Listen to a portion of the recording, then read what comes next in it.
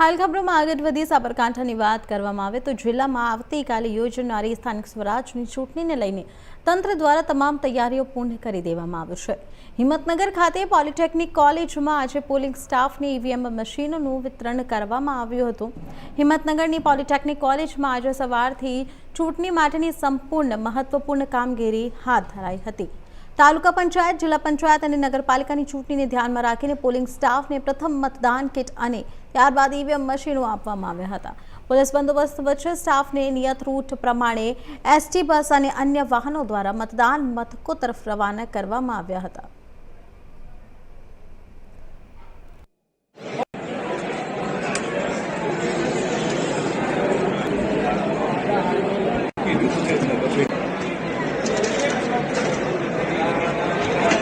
હા, પેલા આવું એટલે તું બોલ।